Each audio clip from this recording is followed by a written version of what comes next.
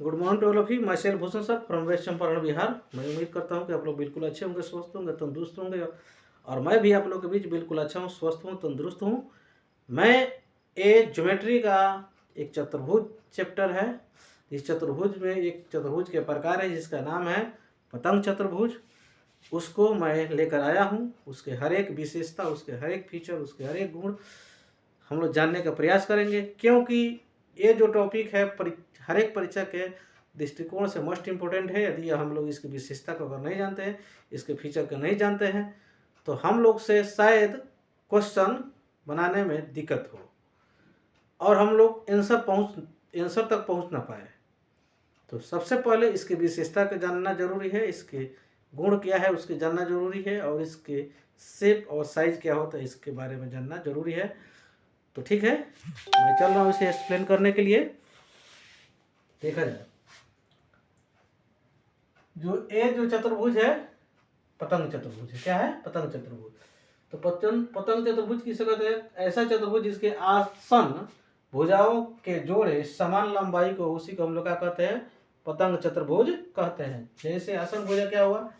जैसे A B का जो लेंथ होगा BC के लेंथ के बराबर होगा, और जो SD का जो लेंथ होगा और CD के लेंथ के बराबर होगा। ठीक, इसके बाद से हम लोग क्या जानना है?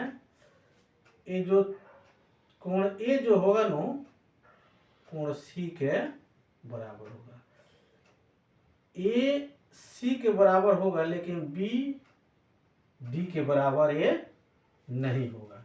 ठीक, अब कैसे होगा थोड़ा सा हम लोग इसको प्रूफ करने का प्रयास करेंगे। जैसे विकर्ण हो गया AC, इसको हम A से C को मिला दिए, इसका नाम दे देते हैं 1, इसका नाम है 2, ये 3, ये 4 होगा। ठीक, तो दो ठो त्रिभुज विकर्ण इसमें मार देने से हमको कितना त्रिभुज बन गए? दो ठो, एक ABC और ACD।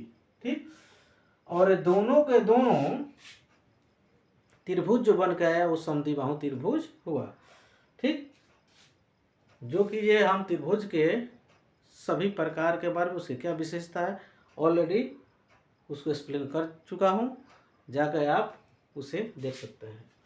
ठीक, आगे देखिए। तो हम लोग इसमें देखेंगे क्या, ये जब भुजा जब बराबर है, भुजा इसकी जब भुजा है तो इसके आमने सामने कोण बराबर है, यानी AB बराबर है क्या चीज का है?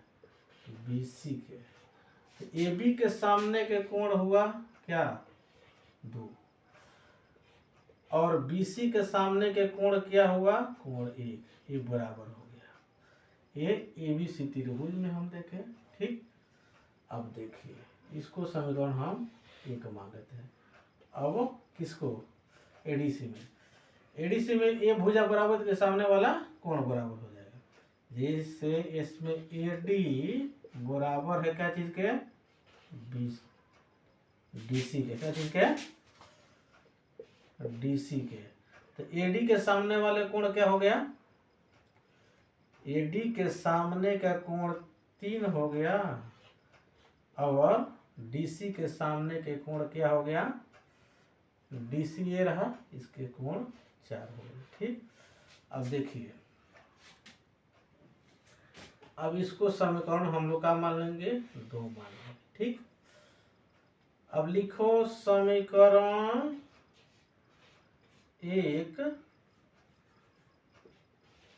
प्लस 2, यानी 1 और 2 को जोड़ने पर, तो समीकरण 1 LHS एक तरफ, RHS एक तरफ हम लोग जोड़ लेंगे। तो LHS यानी कोण 2 प्लस कोण 3 बराबर कोण 1 प्लस कोण 4। तो 2 और 3 का मतलब 2 और 3 का मतलब क्या हुआ? कोण C। दोनों को मिलाएंगे तो कोण C हो जाएगा। कोण C को हम लोग क्या लिख सकते हैं? BCD। ठीक, 1 और 4 को मिलाएंगे क्या हो जाएगा? कोण BAD, जो कि कोण C के बराबर कोण D हम लोग प्रूफ होकर चला आए। थोड़ा सा प्रूफ था ये, हम लोग जानने का प्रयास किए। ठीक, उसके बाद से देखिए कोण यहाँ तक हम एक्सप्लेन कर चुके हैं, इसको भी जान चुके हैं हम लोग। इसको देखिए, विकर्ण AC, ये जो विकर्ण AC है, विकर्ण BD, ये जो विकर्ण हम BD एक मार देते हैं इसमें, ठीक, थोड़ा सा इसमें आता मिल जाओ, ठीक, एक दूसरे को लंबवत काटते, किस पर काटती है, लंबवत, यानी इस पर भी 90 डिग्री कोण बनता है, इस पर भी 90 डिग्री, इस पर भी 90 डिग्री के और इस पर भी 90 डिग्री कोण बनता है, ठीक है। अगला हम लोग का है AO बराबर होता है, मान लीजिए एक दूसरे को कहाँ पर काट रही है, ऊपर काट रही है, यहाँ पर ऊपर, A से O तक लेकर जितना दूरी होगा, ठीक, उतना ही O से C तक की दूरी होगा। लेकिन B से O तक के जितना दूरी होगा उतना O से D तक की दूरी ये जरूरी नहीं है। लेकिन A से O तक की दूरी और O से C तक की दूरी क्या होता है, बराबर होता है, ठीक। इसके A खींचा रहा। उसके बाद से जो है त्रिभुज ABD, ठीक, त्रिभुज ABD, यानी इसमें अगर इसमें हम लोग मार देते इस तरह विकर्ण, तो ये त्रिभुज बन के आ रहा है क्या, SPR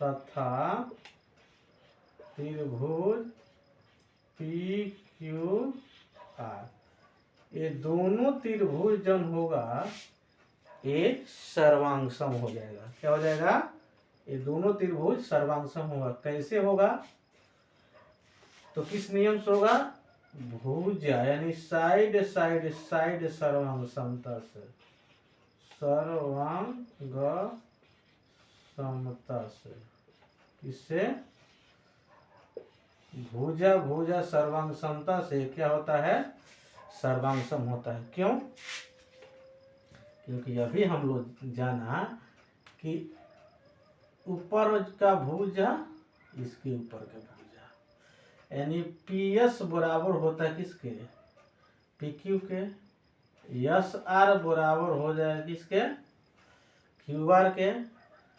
ये जो PR जो है दोनों त्रिभुज में, यानी SPR तथा PQR दोनों में क्या है, शामिल है, जिसको घनिष्ठ यानी कमर बोलते हैं। इसीलिए ये दोनों त्रिभुज क्या होते हैं, एक दूसरे के सर्वांगसम होता है, ठीक। तो ये रहा हम लोग को पतंग चतुर्भुज का ये मोस्ट इम्पोर्टेंट विशेषता, जो कि ये जानकारी हम लोग को हो गया। आज के बाद से हम लोग को किसी प्रकार की इससे संबंधित क्वेश्चन यदि आता है तो हम लोग को दिक्कत नहीं करेगा, हम लोग आसानी से अपने आंसर तक पहुंच सकते हैं।